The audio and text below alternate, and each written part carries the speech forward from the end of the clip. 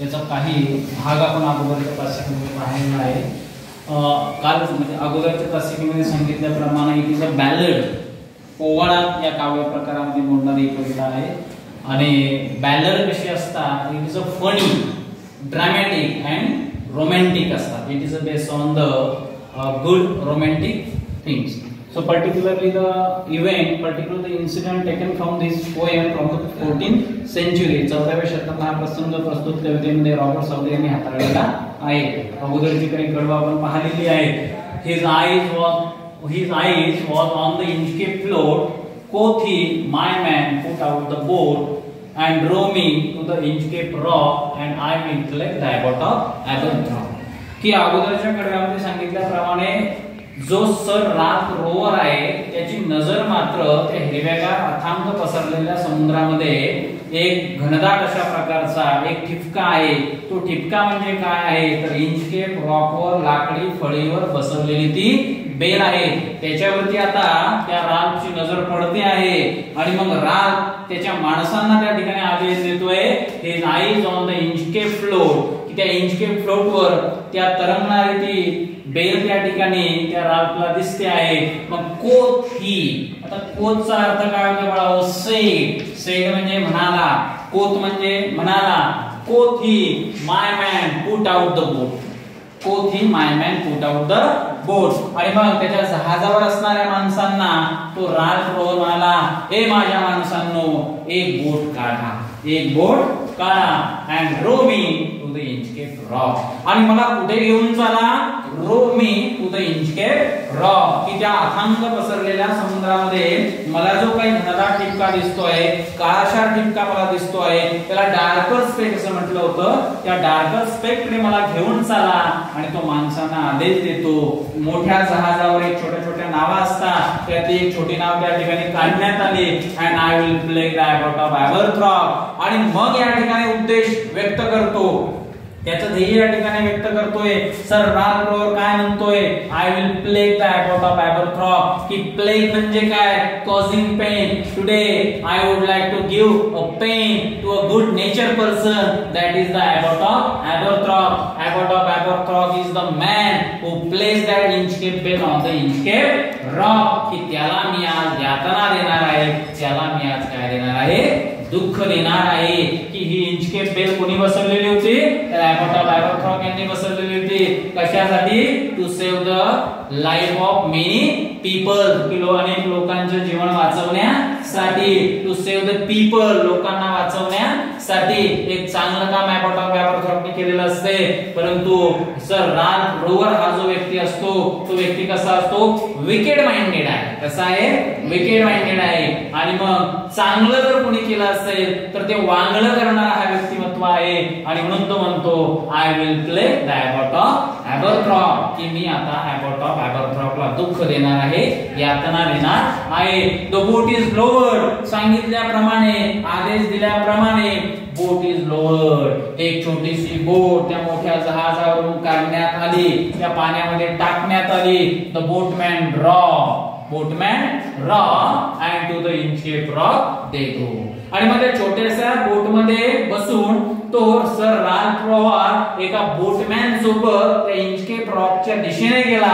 दिशेने गेल्याच्या नंतर सर राल बेंट ओव्हर फ्रॉम द बोट. आता बेंट म्हणजे काय, झुकणे. आणि मग सर राल रोवरने बेंट ओव्हर, त्या बोटीतून झुकून त्या ठिकाणी आपल्या हाती असणाऱ्या तलवारीच्या साह्याने, and he cut the bell from the Inchcape float, he cut the bell from Inchcape float. आणि ती जी बेल आहे, ती बेल मात्र सर राल रोवरने त्या ठिकाणी कट केली, कापून त्या ठिकाणी टाकली. म्हणजे चांगलं काम कोणी केलं होतं, तर अबॉट ऑफ एबरथ्रॉपने या ठिकाणी केलं होतं. एक उद्देश होता की येणाऱ्या जाणाऱ्या जहाजांचा या खडकावर आदळून अपघात होता कामा नये. आता हेच चांगलं केलेलं काम उद्ध्वस्त करण्याचं काम कोणी केलं होतं, सर राल रोवरने केलं होतं. तो बोटवरून झुकला आणि हाती असणाऱ्या शस्त्राच्या साहाय्याने याने कट द बेल, ही बेल त्या ठिकाणी कापून टाकली.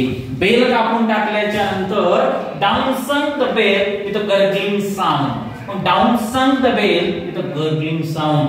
बेल कटली तुटली, खाली पाण्यामध्ये पडली आणि पाण्यामध्ये पडल्याच्या नंतर बेल बुडाली, संचा अर्थ होतो बुडाली. आणि बुडाली तर कशी बुडाली वळाओ, तर गर्गलिंग साऊंड, गड गड गड गड आवाज करत पाण्यावरती बुडबुड्या येत त्या ठिकाणी ती बेल त्या ठिकाणी त्या समुद्राच्या पाण्यामध्ये बुडाली. मग म्हणून म्हटलेलं आहे down sank the bell with a gurgling sound, the bubbles rose and burst around. आणि सर्वभोवती पाण्याच्या भोवती त्या ठिकाणी ज्या ठिकाणी बेल बुडली त्या ठिकाणी पाण्याच्या वरती बुडबुडी त्या ठिकाणी आले. एक विशिष्ट अलंकार या ओळीमध्ये आहे. तर गर्गलिंग साऊंड म्हणजे काय, गडगड गडगड आवाज करणे. पाण्यामध्ये जर आपण एखादा दगड टाकला, पाण्यामध्ये एखादी जड वस्तू जर आपण टाकली तर ती गडगड आवाज करत त्या ठिकाणी बुडते. म्हणजे इथे अलंकार आहे ध्वनी अलंकार, त्याला आपण इंग्रजीमध्ये ओनोमोटोपिया म्हणतो. काय म्हणतो, ओनोमोटोपिया, त्याला ध्वनी अलंकार असं म्हणतात. आणि बेल बुडाली वाढावो तर कशी बुडाली, तर गर्गलिंग साऊंड आहे म्हटलं, बबल्स म्हटलं. पण हे शब्द जे आहेत हे साऊंड इंडिकेटिंग वर्ड्स आहेत. These are the words are sound indicating. That is why the figure of these lines is onomatopoeia. तो आपण नंतर एक सविस्तर पिरियड त्याच्यावरती घेऊ.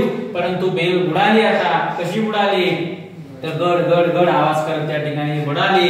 परत त्या ठिकाणी कोत्सर राल, कोत्सर राल. आणि राल म्हणाला, काय म्हणाला, next to come to the rock on bless the abbot of abbot. की आता बेल तुटली आहे.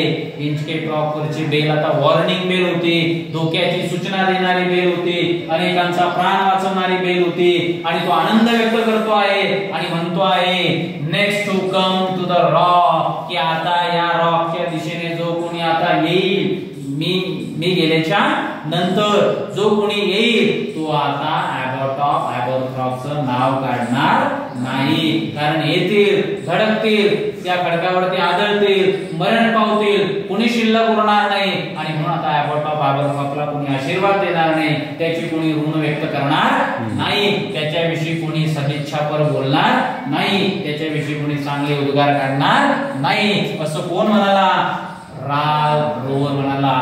कोत्सर राल काय म्हणाला, नेक्स्ट टू कम, की आता याच्या नंतर जो कोणी इकडे येईल, won't bless the abbot of अबाउट. ओंट म्हणजे काय, विल नॉट, विल नॉट म्हणजे आता will not bless the abbot of अबाउट म्हणजे आता अबाउट ऑफ अबाउट विषयी कोणी चांगले उद्गार काढणार नाही. कारण त्याचं चांगलं काम उद्ध्वस्त करण्याचं काम कोणी केलेलं आहे, मी केलेलं आहे. आणि म्हणून आता अबाउट ऑफ अबाउटला कोणी आशीर्वाद देणार नाही.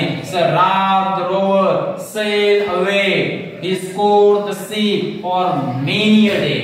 sail away इथे सेल म्हणजे भ्रमंती करणे. आणि मग त्या ठिकाणी राल्फ रोवर त्या घटनेच्या नंतर अनेक दिवस समुद्रामध्ये त्याने भटकंती केली, चौपट समुद्रामध्ये त्या ठिकाणी फिरला. Sir Ralph rover sail away, he scored the sea for many a day. scored the sea for many a day. अनेक दिवस समुद्रामध्ये त्याने भटकंती केली, अनेक दिवस समुद्रामध्ये तो फिरला. आणि हा एक लुटारी होता, पायरेट होता. What is mean by pirate, pirate म्हणजे समुद्र डाकू होता, तो चोरटा होता, इतरांना लुटणारा होता, इतरांचे जहाज लुटणारा होता.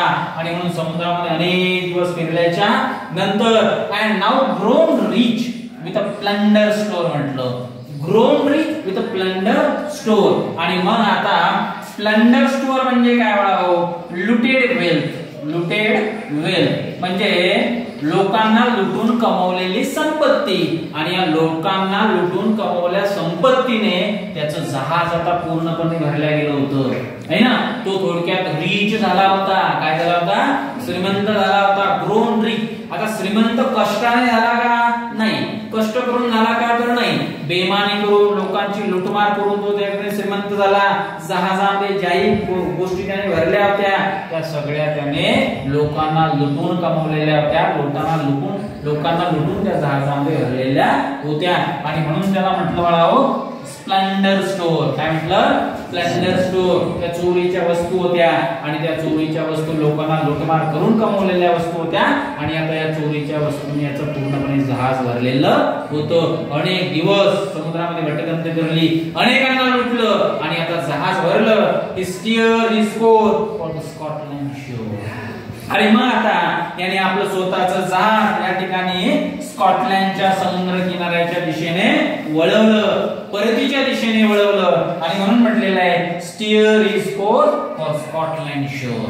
आता स्कॉटलँड शोर म्हणजे स्कॉटलँडचा समुद्र किनारा आणि आता याने परतीच्या दिशेने समुद्र किनाऱ्याच्या दिशेने आपल्या माय देशाच्या दिशेने परतीच्या भावनेने आपलं जहाज त्या ठिकाणी आता वळवल्याच्या नंतर आता याचा परतीच्या दिशेने प्रवास सुरू झालेला आहे. So thick ahead overspread the sky, they cannot see the sun on high. The wind had blown a gale all day and evening it had died away. आणि मग आता वातावरणामध्ये बदल झालेला आहे. जसा जसा राह परतीच्या दिशेने चाललेला आहे, नेचर मध्ये चेंज झालेला आहे. आता वातावरणामध्ये सर्व दूर धुकं पसरलेलं आहे. काय पसरलेलं आहे? धुकं. त्याला म्हटलेलं आहे हेज. मग हेज म्हणजे काय वळाओ? मिस्ट. काय होते? मिस्ट, धुकं. आणि थिक म्हणजे काय? दाट, घनदाट. जसं आपण पाहतो की वातावरणात जेव्हा धुकं पसरते तेव्हा समोरचं आपल्याला काही दिसत नाही, अशा प्रकारचं आता वातावरणामध्ये धुकं पसरलेलं आहे. आणि ओ स्प्रेड द स्काय, सर्व दूर पसरलेला आहे. They cannot see the sun on high. आता सूर्य दिसायला तयार नाही आहे. सूर्य दिसायला तयार नाही आणि सूर्य दिसत नाही म्हणून पुरेसा प्रकाश नाही म्हणून समोर सुद्धा काही दिसायला तयार नाही. वातावरणामध्ये बदल झालेला आहे. काय झालेला आहे? बदल झालेला आहे. The wind had blown a gale all day. At evening it had died away. दिवसभर वेड्यासारखी वादळासारखी वाहणारी हवा ही संध्याकाळच्या वेळेला मात्र एखाद्या मेल्यागत माणसासारखी शांत होत आहे. काय म्हटले तर वाइंड हॅज ब्लोन गेल. आता गेल म्हणजे काय? वादळ. गेलचा अर्थ काय? तो वादळ. ब्लोन म्हणजे काय? वाहने, वाहली. आणि मग या ठिकाणी हवा कशी वाहत आहे तर एखाद्या वादळासारखी वाहत आहे, अक्राळ विक्राळ वाहत आहे. आणि दिवसभर अक्राळ विक्राळ वादळासारखी वाहणारी हवा ऍट इव्हिनिंग संध्याकाळी मात्र शांत होत आहे. काय होत आहे? शांत होत आहे. डाईड अवे म्हटलं. काय म्हटलं बाळाओ? Died away. There is a particular figure of speech in this line also, and there is a personification figure of speech. येथे चेतन गुणोक्ती अलंकार आहे. कारण ह्युमन क्वालिटी काय आहे? मरणे. कोण मरते म्हटलं? वाईन मरते म्हटलं. हवा कधी मरत नाही. मरणे हा गुणधर्म कुणाला बहाल केला? या निसर्गातील हवेला बहाल केला. हवा मरते म्हटलं, डाईड अवे म्हटलं. मरणे हा सजीवांचा गुणधर्म आहे आणि म्हणून इथे अलंकार कोणता होतो बाळाओ? पर्सॉनिफिकेशन होतो. कोणता होतो? पर्सॉनिफिकेशन. पण आता इथे काय म्हटलं बघा, थोडी सुपरनॅचरल थिंग आहे. थोडस काहीतरी जादुई प्रकार घडत आहे. नियती सर रात रोवरला बरोबर त्या दिशेने घेऊन चाललेली आहे. वातावरणात अचानक बदल झालेला आहे. हा परतीच्या दिशेने चाललेला आहे आणि आता नियतीला बरोबर त्याला त्या ठिकाणी दुसऱ्यासाठी खोदलेल्या खड्ड्याकडे त्याला घेऊन जायचं आहे आणि म्हणून वातावरणात बदल झाला. धुकं पसरलं, सूर्य दिसायला तयार नाही. दिवसभर वेगाने हवा वाहते आहे, म्हणजे वेगाने त्याचं जहाज त्या ठिकाणी घेऊन जात आहे आणि संध्याकाळी मात्र हवा अचानकपणे शांत होत आहे. काय होत आहे? शांत होत आहे.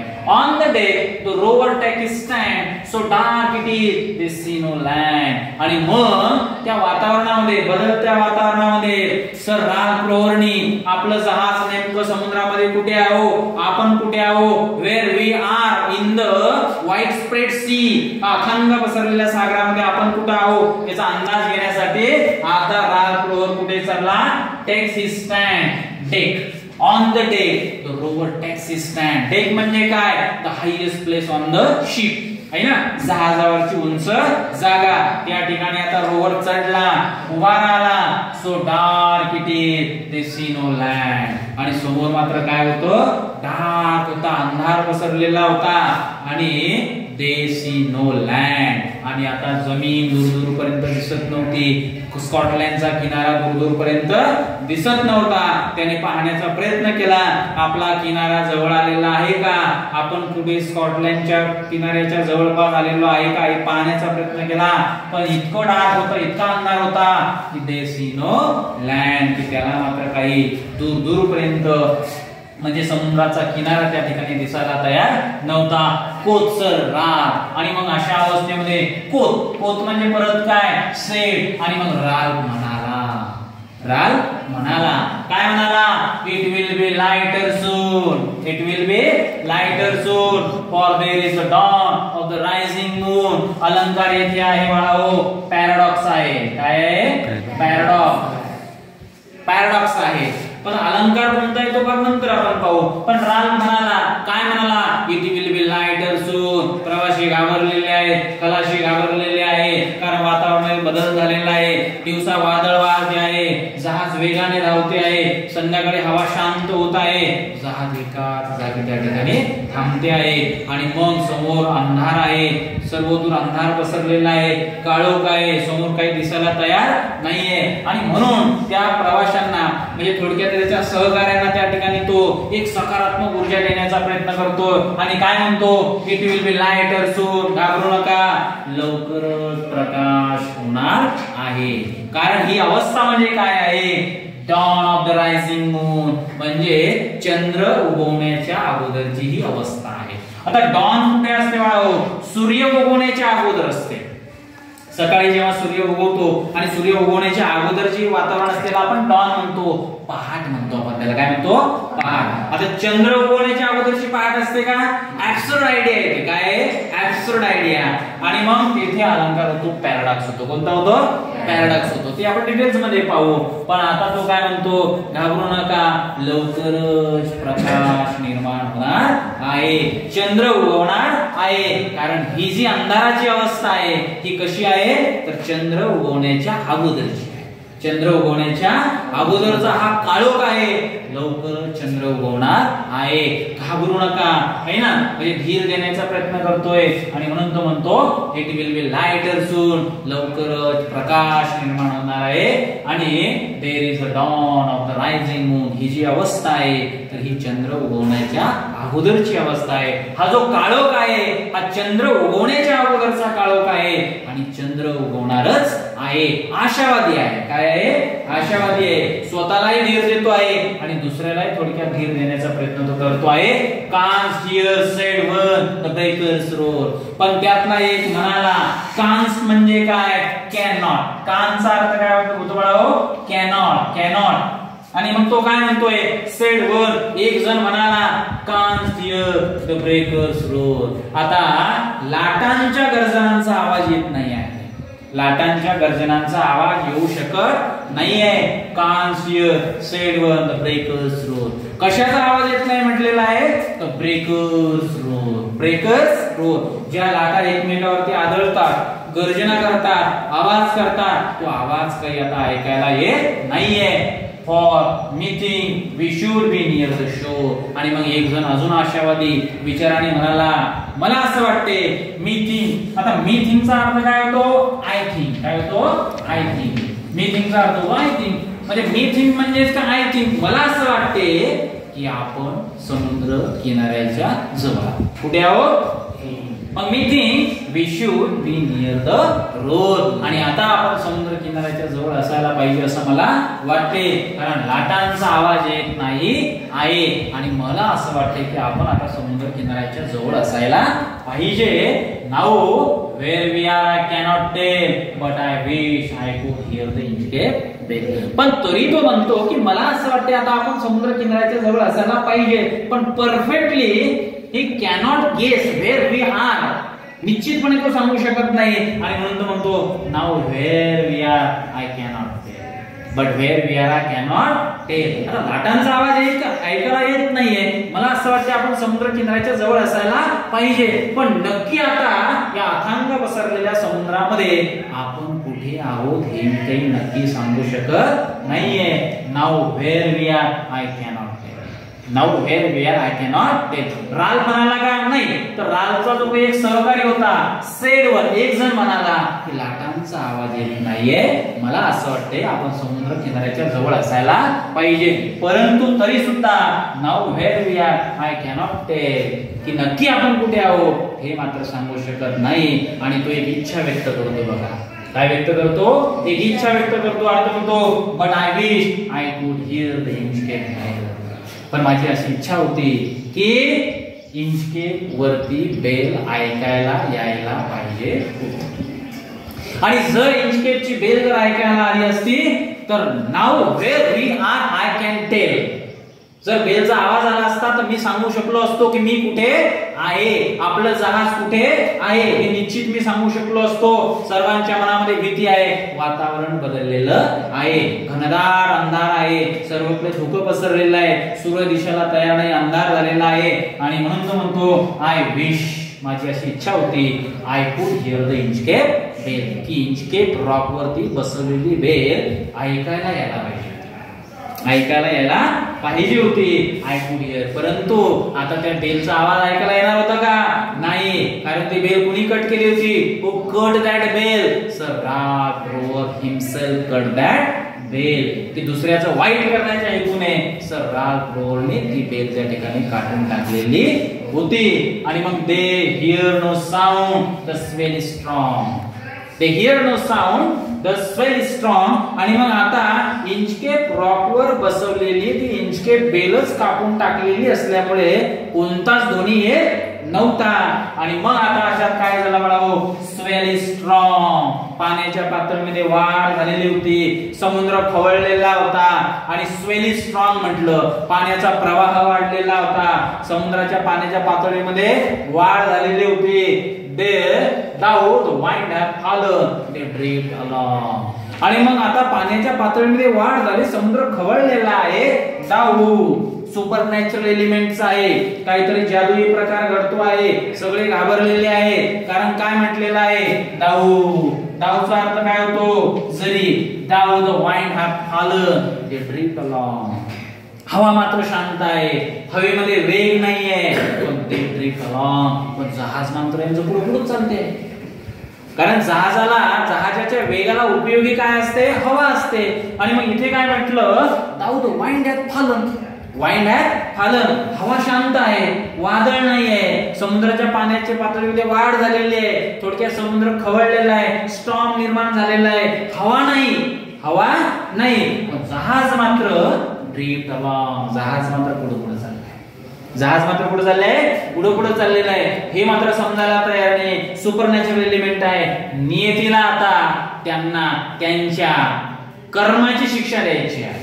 नियतीला यांच्या कर्माची शिक्षा द्यायची आहे. सर रॅल्फ रोवरला नियतीला त्याच्या कर्माची शिक्षा द्यायची आहे, कारण रॅल्फ रोवरने काही चांगलं केलेलं नव्हतं. आणि म्हणून निसर्गातील असा बदल झालेला असताना सुद्धा हवा नाही, पण जहाज मात्र हळूहळू पुढे पुढे सरकत आहे, हे मात्र समजायला तयार नाही. हे सुपरनॅचरल एलिमेंट्स आहे, याच्यामध्ये एक जादुई चमत्कार घडतो आहे. हवा नाही, पण जहाज पुढे सरकत आहे असं म्हटलं. Till the vessel strike with a shivering shock. Till the vessel strike with a shivering shock. आणि धाड दिशी अचानकपणे त्या ठिकाणी जहाज मात्र आदळून पडला. आता कशावर आदळलेला आहे? तर जहाज आता आदळलेला आहे त्या इंचकेप रॉक वरती आदळलेलं आहे. कशावर आदळलं जहाज? इंचकेप रॉक वरती आदळलं. बघा, till the vessel strike with a shivering shock. Shivering shock म्हणजे काय? धाड दिशी आवाज होणे. एखादी गोष्ट जेव्हा एखाद्या गोष्टीवर आदळते, तो धाडकन आवाज येतो, एक सरप्राइजिंग साऊंड असते, एक सरप्राइजिंग त्या ठिकाणी तो धक्का असतो. तशा पद्धतीने ते पूर्णपणे चोरीच्या वस्तूंनी भरलेलं जहाज त्या ठिकाणी धाड दिशी त्या खडकावरती आदळलं, इंचकेप रॉक वरती आदळलं. आणि इंचकेप रॉक वरती आदळल्याच्या नंतर सगळ्यात अगोदर O Christ, it is the Inchcape rock. Ralph Rover म्हणाला, O Christ, it is the Inchcape rock. आता ख्रिस्त म्हणजे काय? येशू ख्रिस्त म्हणजे गॉड आहे ना. अरे देवा, हा तर इंचकेप रॉक आहे.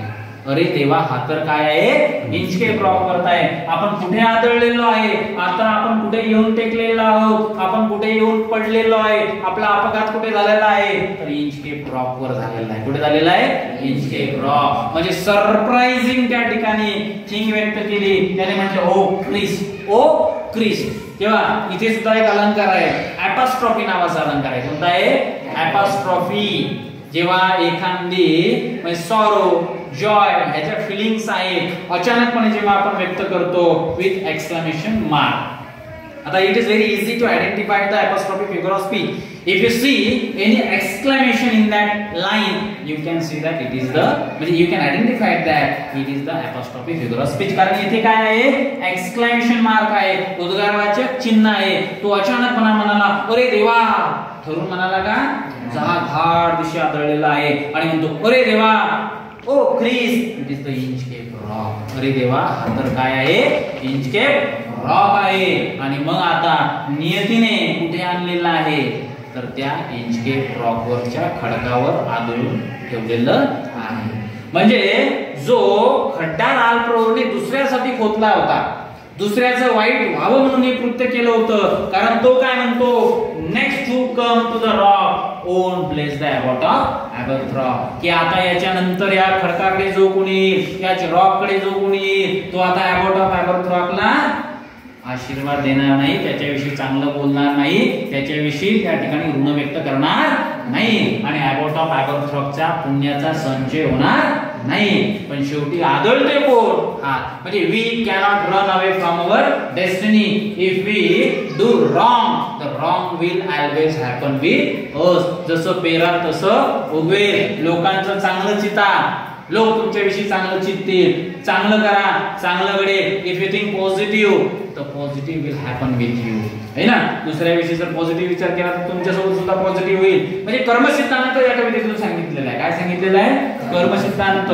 येथे सर राल्फ रोवरचं कर्म वाईट आहे, राल्फ रोवरचं कर्म वाईट आहे आणि म्हणून दुसऱ्याचं वाईट व्हावं म्हणून स्वतः त्याने चांगलं काम वाईट काम केलेलं होतं आणि म्हणून त्याला आता वाईट कामाला त्या ठिकाणी सामोरं जाणार होता. दो बोट इज मग नंतर काय म्हटलं the Ralph rover tore his hair, Ralph rover tore his hair. आणि आता जहाज आदळलेला आहे आणि राल्फ रोवर आता त्या ठिकाणी आपली स्वतःचीच केस ओढतो आहे, केस आता त्या ठिकाणी डोकं खाजवतो आहे. अरे हे काय झालं, हे काय झालं, आता मरण दिसते आहे, आता आपण मरणार आहे आणि म्हणून तो स्वतःचीच केस त्या ठिकाणी ओढतो आहे. Sir Ralph rover tore his hair, ही कर्स हिमसेल्फ इन हिज डिस्पेअर. आणि मग आता तो स्वतःलाच त्या ठिकाणी शिव्याशाप देतोय. कर्स हिमसेल्फ, कर्स हिमसेल्फ म्हणजे काय स्वतःला शिव्याशाप देणे. कर्स हिमसेल्फ स्वतःला शिव्याशाप देतो आहे कारण आता मरण्याच्या दारात आहे, मरणार आहे, मरण डोळ्याने दिसते आहे आणि म्हणून तो आता कर्स हिमसेल्फ स्वतःला शिव्याशाप देतो आहे. ही कर्स himself and the waves rush in every side, the waves rush in every side. आता जहाज तुटला आहे, जहाज तुटला आहे आणि आता सर्व दिशेने जहाजामध्ये पाणी शिरायला सुरुवात झालेली आहे. कुठे तर जहाजामध्ये आता सर्व बाजूंनी पाणी शिरायला सुरुवात झालेली आहे. The ship is sinking beneath the tide, ship is sinking beneath the tide. आणि आता हे जहाज हळू हळू हळू हळू आता बुडायला लागला आहे. सिंकिंग म्हटलं आणि सिंकिंग म्हणजे काय आता बुडत आहे आणि आता जहाज बुडायला लागला आहे, जहाज फुटला आहे, खडकावरती आदळला आहे, चौकडून पाणी जहाजामध्ये शिरलं आहे आणि आता जहाज बुडायला लागलं आहे. But even in his dying fear one dreadful sound put the rover hill. आता even is a dreadful fear, आता प्रचंड भीती आहे राल्फच्या मनामध्ये, भयंकर भीती आहे. कशाची भीती आहे, मरणार आहे, मरण दिसते आहे, मरण डोळ्याच्या समोर आहे, क्षणात आता सगळं काही संपणार आहे, जे काही लुटलं, जे काही लोकांसोबत वाईट केलं ते सगळं संपणार आहे.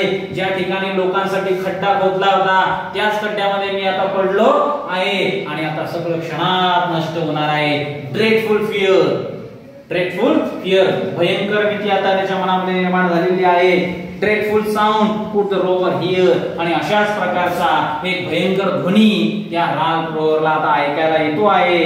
Sound of the Inchcape bell, the devil below, the ringing is knell. आणि जणू काही आता तो यमराज घंटी वाजवतो आहे. हे रिंगिंग नेल म्हणजे ख्रिश्चन समुदायामध्ये एखाद्याचा अंत्यसंस्कार करतात त्यावेळी तो नेल वाजवतात, घंटी वाजवतात आणि तो ध्वनी आता राल्फ रोवरला येतो आहे. जणू काही तो यमराज त्याला स्वतःकडे बोलवतो आहे. ये आता माझ्याकडे असं त्याला बोलवतो आहे आणि जणू काही तो यमराज स्वतःच काय वाजवतोय बाळाओ, ती घंटी वाजवतो आहे. असा आवाज त्या राल्फला येत आहे. अशी भीती त्याच्या मनामध्ये निर्माण झालेली आहे आणि म्हणून म्हटलेलं आहे the devil below was ringing his knell, the devil below was ringing his knell. आता डेव्हिल म्हणजे काय थोडक्यात तर यमराज म्हटलेला आहे आणि तो यमराज जणू काही साक्षात त्या ठिकाणी ती घंटी वाजवत आहे. आता यमराज हे कशाचं प्रतीक आहे बाळाओ, डेव्हिल हे कशाचं प्रतीक आहे तर हे डेथचं प्रतीक आहे. कशाचं आहे, डेथ. आता यमराज म्हणजेच काय? मृत्यू आहे ना. यमराजचा अर्थ काय होतो? मृत्यू. यमराज कुणाला न्याय देतो? ज्याचं आयुष्य संपलं त्याला. यमराज म्हणजे मृत्यू. आता या ठिकाणी काय आहे? Devil is indirectly compared with death. म्हणजे डेव्हिल हे अप्रत्यक्षपणे याचं कंपॅरिझन कुणासोबत केलेलं आहे? डेथ सोबत केलं. कुणासोबत केलं? डेथ. आणि मग त्यावेळेस अलंकार होतो मेटाफोर. कोणता होतो? मेटाफोर. मग यालाच काय म्हणतात बाळाओ? रूपक अलंकार. काय म्हणतात? रूपक अलंकार. सिमिली, रूपक आपण पाहला आहे की नाही. अप्रत्यक्षपणे जिथे तुलना केलेली असते तिथे रूपक अलंकार असतो. आणि मग last line of this poem belongs to the metaphor figure of speech. Why? Because devil is indirectly compared with the death. मृत्यू सोबत त्याची तुलना आहे. राक्षस म्हणजे सॉरी यमराज म्हणजे मृत्यू आणि मृत्यू म्हणजे यमराज म्हणजे मृत्यू आणि मृत्यू म्हणजे यमराज की नाही. इनडायरेक्ट कंपॅरिझन आहे. आणि अशा पद्धतीने तो यमराज जणू काही कुणाला बोलवतो आहे? तर त्या राग क्रोरला बोलवतो आहे. तो भयंकर ध्वनी त्याला ऐकायला आला. म्हणजे जी कविता आपल्याला धर्मसिद्धांत सांगते आहे, तुम्ही इतरांविषयी चांगलं वागा, इतरांसाठी चांगलं वागा, तुमच्यासोबत आयुष्यामध्ये सदैव चांगलं होईल. तुम्ही इतरांसोबत जर वाईट वागले तर you have to be face the punishment. तुम्हाला त्या शिक्षेला सामोरं जावंच लागेल. इथेच करा आणि इथेच भरा. हाच एक संदेश या प्रस्तुत कवितेतून सांगितलेला आहे. आता कविता आणि या कवितेतून हाताळलेला जो काही विषय आहे तो विषय आपण आपल्या म्हणजे प्रत्येक कवितेतला जो विषय असतो तो आपण आपल्या जीवनामध्ये आचरण करायचा असतो. We have to imitate whatever the message we have got through this poem और whatever the message we have given by the poet Robert Southey. We have to imitate that. म्हणजे आपण कधीच कुणाचं वाईट चितायचं नाही. कधीच आपण इतरांविषयी खड्डा खोदून ठेवायचा नाही. खड्डा खोदणे म्हणजे काय खरंच खड्डा खोदायचा का? नाही. तर कुणाचं वाईट होईल तसं काम आपण आयुष्यात कधी करायचं नाहीये. जर कुणाचं वाईट व्हावं या उद्देशाने जर आपण काही केलं तर ते आपल्या सोबत घडत असते. म्हणजेच हा संदेश प्रस्तुत कवितेतून सांगितला की तुम्ही तुमच्या कर्मापासून पळून जाऊ शकत नाही. चांगलं केलं तर चांगलं होईल, वाईट केलं तर वाईटच होईल. हाच प्रस्तुत संदेश कवितेतून दिलेला आहे. आणि मग या राग क्रोरने काही चांगले केलेलं असते का? नाही. त्याने इंचके फ्रॉक वरची ती वॉर्निंग बेल असते, डोक्याची सूचना देणारी घंटा असते, कित्येकाचे प्राण वाचवणारी ती घंटा असते, प्राण वाचवणारी. A life saving ringing bell असते ती बेल मात्र हा काय करतो? हा समुद्र चोरटा तोडून टाकतो आणि इतरांच्या अनेकांचं आयुष्य त्या ठिकाणी धोक्यात घालतो आणि दुसऱ्याचं वाईट या व्हावं या उद्देशाने केलेलं हे रागचं काम स्वतःच त्या ठिकाणी त्याच्यामध्ये पडतो. म्हणजे तुम्ही नियतीपासून पळून जाऊ शकत नाहीये. You have to be follow with the due punishment in your life. If you do wrong, then wrong will happen with you. समजलं? ओके. अशा पद्धतीने कविता आपण समजून घेतली.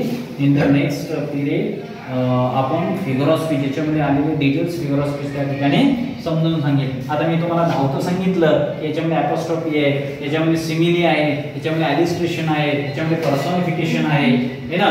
भरपूर सारे अलंकार या कवितेमध्ये आलेले आहेत. त्या कवितेच्या अलंकारावर आपण स्पेशल पिरियड त्या ठिकाणी घेऊ. ओके.